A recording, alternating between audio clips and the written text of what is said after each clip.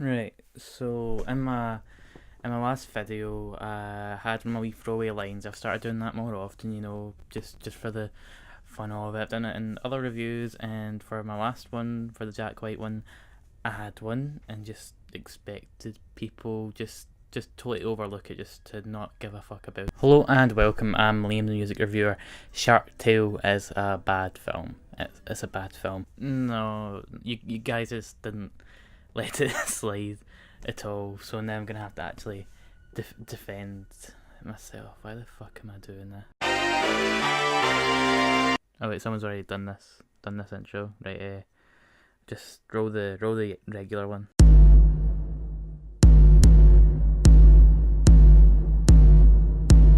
Now before I get bombarded with hate mail, with dislikes, with bomb threats, I want to know that your feelings about this film. If you like it, that they are totally valid. I'm allowed to not like it, and if anything, my feelings are even more valid than yours.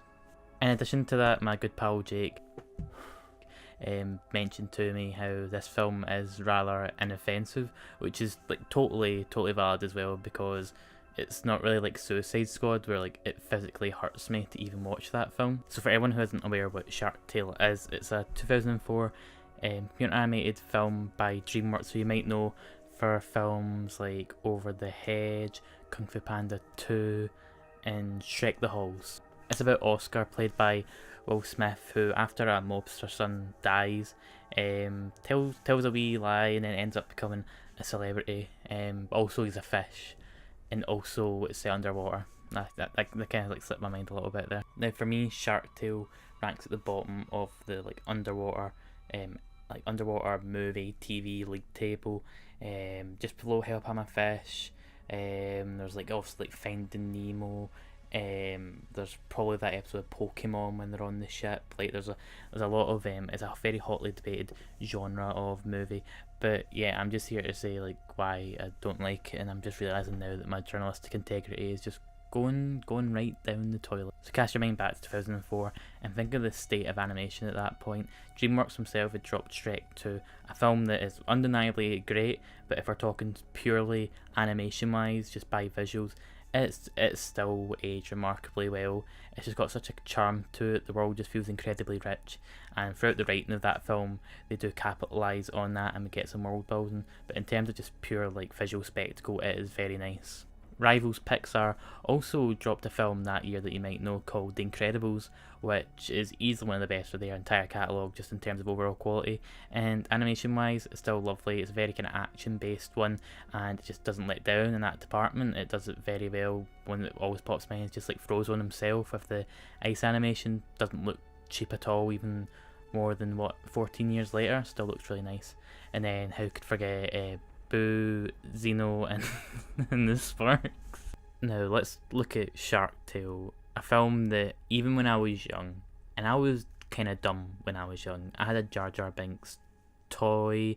I cried because somebody said I felt like a sack of potatoes. I was a very dumb kid, and even I knew that this film looked ugly. It just as ugly as sin. And it didn't even come down to like anything money wise. Like I had a budget of 75 million, which isn't a far cry from The Incredibles, which had a budget of 92 million. And admittedly, while I did bring up Shrek 2 as an example, Shrek 2 had double the budget, though that was also a sequel to a film that done pretty well. And the original Shrek had a budget of $60 million, and that was from 2001, so 3 years prior. And I'd say Shrek, the first one, looks better than Shark Tale, and there's a few reasons why I think the animation falls flat. As you'd expect from a film of this nature, like being underwater, being about fish, and being about talking fish, as it were, you're going to have like anthropomorphic characters, which is when you take, you get non-human characters and you apply human characteristics to them, and there's a whole heap of class examples of this. The first ones that popped to mind are things like Rocko's Modern Life, Zootopia, and BoJack Horseman. They are some really good examples of this, and show that you can do it very well without like just looking damn weird or ugly. While researching for this video, I was actually surprised to see how much effort the animation team for this put into it. Like they put a lot of thought into the traits that they were going to apply to it, even just which character matched what kind of fish. I'll get into that later on. There was obviously some thought put into this film, to some extent anyway, but I really don't see how they saw characters like just all these character designs. How could no one see this and go, that is utterly terrifying? Like it is almost nearly nightmare, and just if it weren't for the fact that I watched the Polar Express when I was younger. So according to this feature by Jerry Miller, the team took great care to find the right fish for the right actor. Angelina Jolie is in this film, and her character called Lola is kind of like a femme fatale kind of one. So for them, they got a dragonfish, which are typically poisonous. Then Oscar himself is a cleaner wrasse, yeah, that, which is a fish that often cleans other fish, which then makes sense why he works at the car wash. It sounds like I'm trying to like give this film more credit than it actually deserves, but there was obviously some thought put into the planning of this film. It's a shame though that the team kind of pushed the character design into the uncanny valley, where something basically resembles like a human, like a non-object resembles a human, but not exactly like it. So it just, there's something kind of off about it. Some good examples of that are, like I say, everyone from the Polar Express. That is just and also the Tin Toy short. I mean, I don't know if you ever saw that. It's from the Pixar team. The baby in that is absolutely not nice. And the Shark Tale characters, they're not really pleasant on the eyes either. If I have to be perfectly honest, the decision to like include traits of the actors to the point where it kind of feels like one of those like cheap face swap apps wasn't good back in 2004, and now in 2018 it still hasn't aged awfully well. And if you're an animated film and your animation isn't good, like the animation itself can be kind of subjective in terms of if you're trying to do something really experimental, but this just looks like goddamn ugly for like no real intentional reason. Will Smith is like a handsome guy, like there's no denying that, so it makes no sense why the character of Oscar looks just kind of ugly. Like his eyes are just far too wide, and that smile that he does, I'm like, it's kind of like, it's just, it could kill a man. It could honestly kill a man.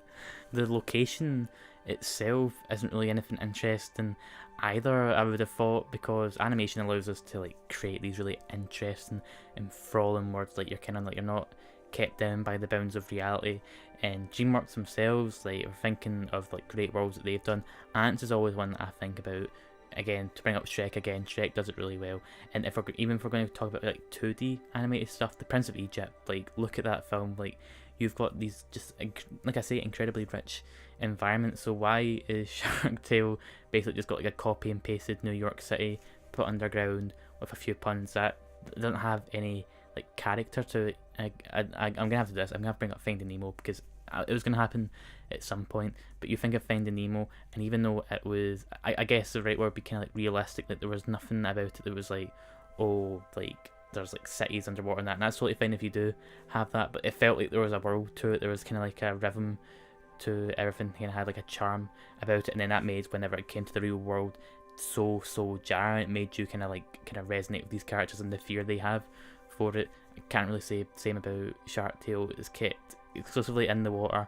You could maybe argue that the ship world, like the mafia sharks are, is a bit more creative, but it's like okay. It's okay. I think my biggest critique with the animation, this comes down to just the character design, but the location doesn't really help much. Then there's a few miscellaneous things that just don't sit well with me. I think the movements of the characters can sometimes feel like they're just kind of jerking about. There's not much organicness to it. I think the only one I can think of is maybe the jellyfish, how they're like stingy dreadlocks kind of like float about. They've probably got more life to them than most of these characters do. And just the colours themselves, everything just kind of feels like murky. Like you would think, being in the sea, that there would be some sort of like really vibrant colours to it, like really like bright blues and whatnot, but just there always seems to be kind of like, feels like a murky kind of like filter over it, which just looks god ugly. Overall, Shark Tale is a very bland looking film that obviously has some thought put into it, and it was interesting to see what the animation team had, like their thoughts behind the whole design and that, but there wasn't any common sense. There's just some things here where I feel like you would have caught on to it like very early on into development, but they didn't. But that's not even the worst thing about Shark Tale. It won't take a genius to realise what inspires Shark Tale. There's some obvious parallels to kind of like mobster gangster films. You've got Robert De Niro and Martin Scorsese, like kind of like they're like iconic in those like wee subgenres, and just the mobster sharks and whatnot. Like it means that basically you can tell what's driving it here is wanting to be basically a mobster film, but under the sea and for kids. However, just because you're inspired by something doesn't mean it's good. This channel is like the epitome of that rule. As pointed out before, Oscar is the protagonist of this film, and he's just utterly unlikable. He's just an absolute fucking arsehole, to put it bluntly. And before people go, oh, he's meant to be like that, so by the end of the movie he's had character development and he's nice, but I feel like he's too unlikable. I feel like a lot of his actions and just how he acts in general makes him insufferable. And if we're going to look for a good example of how you can have like kind of a jerk character that you can end up sympathising with, have like a decent arc for them, you just need to look at Shrek. Now, the beginning of Shrek 1 and throughout most of it, Shrek is a bit of an asshole to everyone. There's the angry mob that come and he basically just scares them off. He's just very confrontational about it. When Donkey comes along, he shouts at him, basically makes him feel totally unwelcome, wants him out of his swamp, wants all the fairy tale creatures out of his swamp. Yeah, for Shrek is just a very kind of sympathetic character. We find out that Shrek isn't just an asshole for the sake of being an asshole. He's grew up with this stigma against him. He is met with just, again, much in the same way that he meets the angry mob with this confrontation. And as the movie goes on, we get to see these layers shed away. He begins to open up, even to Donkey, this character that you was kind of like aggressive to earlier on. He now opens up to him about this kind of stigma that he's faced. And then you get someone like Fiona, who he's got an obvious connection to. Yeah, they kind of clash heads at points throughout this film, but there's a connection between them that fuels this film in general. It's a romance-based film, and it does it incredibly well. Another film that I think that does this quite well is something like Emperor's New Groove, which I'll need to talk about at some point. If you guys like me talking about films, I'll need to talk about at some point, because it's one of my favourites. I love it more than My Unborn Child. Like, it does the whole asshole trope well, and doesn't make you think that, oh god, I want to chuck him off a cliff. Oscar just has none of that. He's selfish, he's manipulative, he's just an absolute asshole to everyone that he crosses paths with, and they try and like cover that, like gloss it over with how, oh, but he sings and he dances and he cracks jokes, none of which are funny, by the way. We'll get onto that later on, but none of them are funny. The only thing that carries him, I think that's what they probably thought, they think if we get Will Smith to do it, Will Smith has that natural charisma. But as shown by a lot of Will Smith's films recently, his personality alone does not carry it, and it does not justify the traits of Oscar at all.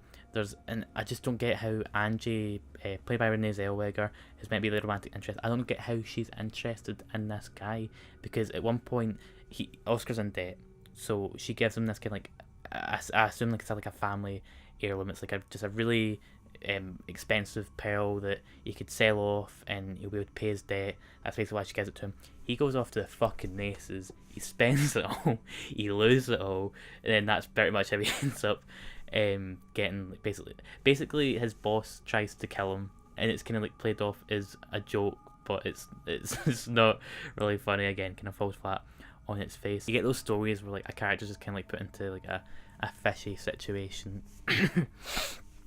But you usually have to have some sort of thing to sympathise with, like, you know, they've just got some sort of like problem going on that you can relate to. The only thing that I can think of here is how his dad was a janitor and he felt embarrassed about that. He feels like he deserves more than he's got, like that whole like being ambitious in his dreams and that. But you see this character and you think to yourself, oh, but does he though? Like he just, I think he's just very materialistic, and he's very like dollar signs in the eyes and that, but you never really want him to see him succeed. Like that's kind of like your whole thing. Like I think of most DreamWorks films, and there's always a reason why you're rooting for that character. It's something they still do nowadays with the How to Train Your Dragon series. I don't know why Shark Tale is so weak and ends up screwing up this much. Of course, by the end of it, he realises the error of his ways, but that doesn't excuse the fact that when he's trying to like get back on Angie's good side, that's not just to like fess up and get something off his chest. He's doing it just so he can get in her good books. He's just doing it for his personal interest, and it makes him just it just frustrates me. He's not a nice character, and don't try and argue the point that he's meant to be some sort of like anti-hero or you're meant to kind of dislike him thing. 'Cause that's some fucking Breaking Bad. Don't try and draw that parallel. But yeah, and I think the thing about this is that I've ranted about Oscar so much for this segment, but he's just, one, he's bad. I don't care about ranting about him. And two, the other character's just two-dimensional. And a lot of this comes down to just kind of like how unenthusiastic the voice actor seems. Will Smith is perfectly fine. Like, I think no matter what movie he's in, like, there's at least like a shed of like happiness to him that kind of makes it not as like totally intolerable. But everyone else, like Jack Black, Robert De Niro, Martin Scorsese, just none of them, like nobody feels like they're having fun with this movie. Like, I feel like for a lot of animated films, you get the feeling that they're like in these studios, like just acting really weird, like really getting into it. I saw clips of Will Smith, and Will Smith seemed to like be at least enjoying it a bit, but I wouldn't have got that impression from any of the other characters. They just feel like they're just not interested at all. But this leads us up to our last point, possibly our most subjective point, and that is that Shark Tale isn't funny. Shark Tale is an animated comedy film. It's badly animated, it's badly written, and it's not funny. So it kind of just falls on all fronts for me. And I apologise if I'm speaking objectively, but I just feel like pop culture references don't constitute as being comedy. That's my problem with like every satire film that I've ever watched. Maybe the only exception is maybe something like Scary Movie, where like there's at least some sort of like wit to it. Like Disaster Movie. Disaster Movie is just going, oh, this film, oh, that film, this film. Shark Tale is essentially that, where it makes references to just everything. There's like one where it's like, oh, it's like a muscle on a thing. It's like, oh, I'm Muscle Crow. And it's like, did that take like 2 seconds to think of? I guess when it comes to comedy, I kind of prefer having something that's either like, you know, something originally written, where like there's some like, if it's like quick and witty, or if it's more layered like a Simpsons joke kind of thing. I just don't like any of this because it just, there's one bit that made me laugh, and it's when Oscar's trying to show off to his boss Sykes like these like handshake movements and all that, and he fails at it. Like his boss Sykes just can't do it, and he goes, don't sweat about it, a lot of white fish can't do it. And that's really it. That's the only one I can think of. I'm laughing more at the fact that that was the only one that made me laugh in this like over an hour and like an hour and a half long film. Just didn't make me laugh. There's like a fight scene between Lenny, voiced by Jack Black, and with Oscar, and it is literally like the whole joke for about like a full 5 minutes, and that are him making like, oh, Lenny singing the Jaws theme tune, and then Oscar's doing the Superman theme tune. It's like, okay, I recognise both those theme tunes, but where's the joke? Sorry if I'm looking into this too much, but you guys like asked for it. Like, people were asking for me to do this. I had to, you know, I had to do it to him. So why are you surprised that I'm just gonna? I just, it needs to be ripped to shreds, because there was potential. I feel like there was like, honest to God, potential with this, with a story about acceptance, with like an interesting underwater city where it's not just murky colours and just unoriginal design, both in the characters and the locations. But it just feels like, have you ever watched the TV show Rocket Power on Nickelodeon? It's about all these kids just skating and all that. They're saying like rad and all that. It's like people have just like went, like the studio executives have went, this is the in thing now, let's do it about this. And that's what this feels like. It feels like they know rap was big, so they have like always like really like really mild like rap, like yo yo yo, and like trying to feel like he's down with the kids and all that. Like talk, I don't know why they've got like pop culture references that were already out of date at that point, like with MC Hammer. It's just a frustrating film, because as I say, could have had potential, especially the character of Lenny. I feel like in a different film it could have been like a good kind of like segue for kids to know, like, oh, if you're different it's fine. But because of the way this film goes about it, it doesn't feel like it cares about it. It's so kind of like indecisive about what it's trying to do. If it's trying to be serious, if it's trying to be funny, there's never any like naturalness to it. You can be like a comedy film and have your touching moments. Nearly every film that I've mentioned as a comparison has those kind of moments. But with Shark Tale, everything just feels disingenuous. This feels like a project that if had the passion behind it, probably could have done well. But as it stands, it's just a bad film for me. If you think differently, if you think I'm totally wrong, you can make a rebuttal comment, make a video, fight me outside of the Four Corners McDonald's, just whatever one of those options suits you best. And I'm a bit annoyed because I could have had like a really contrarian opinion right now, but it just seems to have a contrarian opinion on Twitter. Like, most of the critics at the time hated this film. Most of them now still hate them. So I've still not got a contrarian opinion on anything really. At least for now.